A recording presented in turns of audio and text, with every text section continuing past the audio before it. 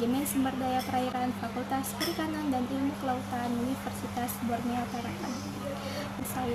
Di sini saya akan menjelaskan materi tentang sistem pernapasan pada ikan beserta videonya. Berikut video dan materi penjelasan sistem pernapasan pada ikan. Sistem pernapasan pada ikan. Sistem pernapasan pada ikan sama seperti hewan yang lainnya. Respirasi adalah proses pengambilan oksigen ke dalam tubuh dan melepaskan karbon dioksida dari tubuh. Alat bernapas pada ikan adalah insang. Ikan memiliki insang untuk membantu ikan bernafas di dalam air, tidak sama seperti manusia dan hewan mamalia. Ikan tidak mempunyai paru-paru. Paus dan lumba-lumba tinggal di dalam air, namun hewan tersebut tidak menggunakan insang, melainkan menggunakan paru-paru. Hewan tersebut bukan merupakan Pisces. Insang dan operkulum ikan terletak di bagian dalam permukaan tubuh ikan.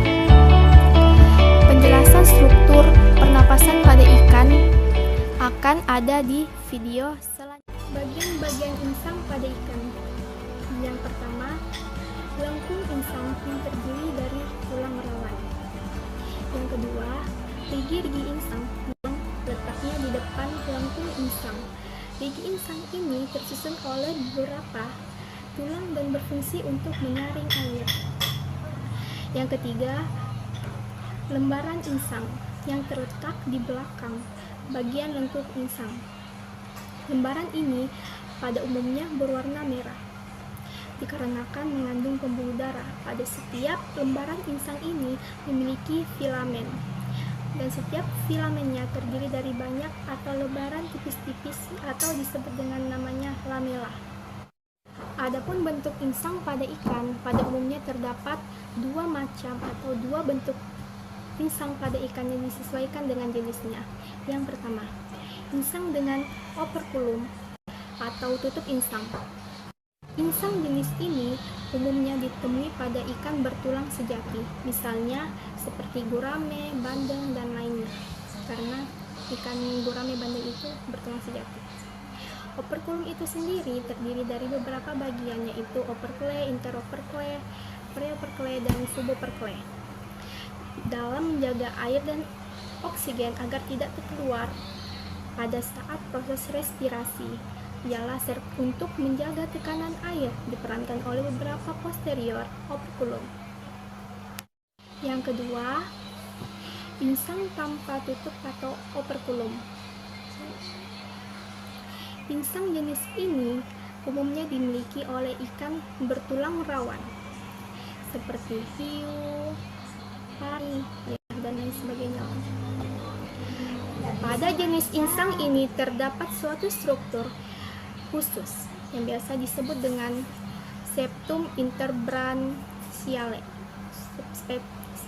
Septum interbranchiale. Septum ini merupakan jaringan ikat dan otot yang terletak di antara tiap lembaran-lembaran insang. Adapun fungsi insang pada ikan yang umumnya berperan langsung dalam proses respirasi sebagai alat pertukaran oksigen dan karbon dioksida. Namun perlu diketahui bahwa selain sebagai fungsi sebagai alat pertukaran insang, juga memiliki beberapa fungsi di antaranya. Yang pertama, berperan dalam mengatur keseimbangan asam basa. Yang kedua, mengatur regulasi ion. Yang ketiga, ekskresi nitrogen. Yang keempat, menyaring makanan. Ketika air tercemari oleh polutan seperti amonia, logam berat, nitrit, pestisida, atau zat berbahaya yang lainnya, akan mengganggu proses pernapasan pada ikan tersebut. Bahkan ada juga yang mengakibatkan tubuh ikan teracuni dan kemudian ikan tersebut dikonsumsi oleh manusia. Selain itu, insang pada ikan juga dapat terkontaminasi oleh bakteri yang dapat merugikan manusia. Cara kerja insang pada ikan. Yang pertama, Proses pernapasan pada ikan diawali dengan membukanya mulut ikan yang kemudian tertutupnya operkulum. Air yang kaya oksigen akan terdorong ke dalam mulut ikan dan masuk melalui insang. Yang kedua, molekul-molekul oksigen akan ditangkap oleh hemoglobin pada jaringan pembuluh dalam darah, kemudian diedarkan ke seluruh tubuh ikan.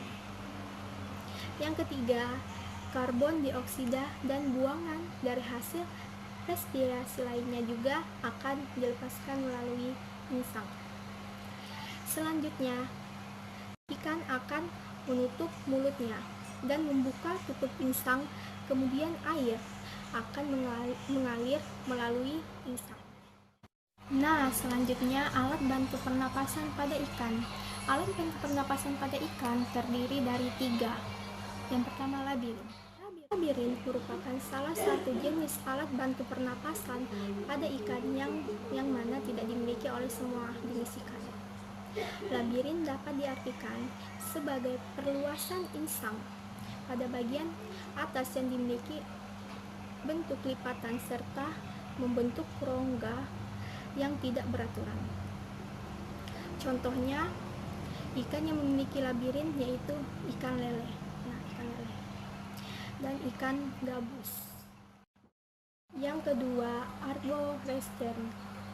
Arboresten merupakan struktur tambahan yang terdapat pada ikan lele gurame atau ikan nila yang memiliki warna cerah dengan bentuk seperti bunga karang.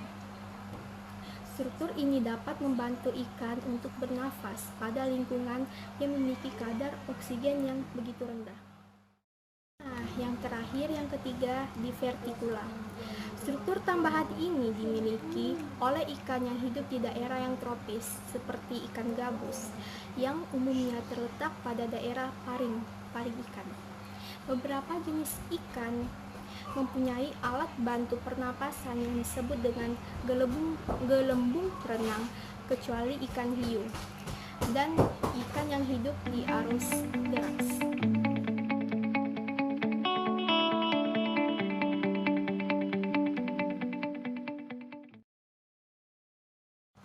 Nah, jadi kesimpulan dari sistem pernapasan pada ikan ialah sistem pernapasan pada ikan memiliki bagian-bagian insang, bentuk-bentuk insang, cara kerja insang, fungsi insang, bahkan alat bantu pernapasan pada ikan. Pada alat bantu pernapasan pada ikan ini dimiliki oleh beberapa ikan saja, seperti ikan gurame, ikan bandeng, ikan yang lainnya lah yang sudah saya jelaskan. Sekian dari sistem pernapasan.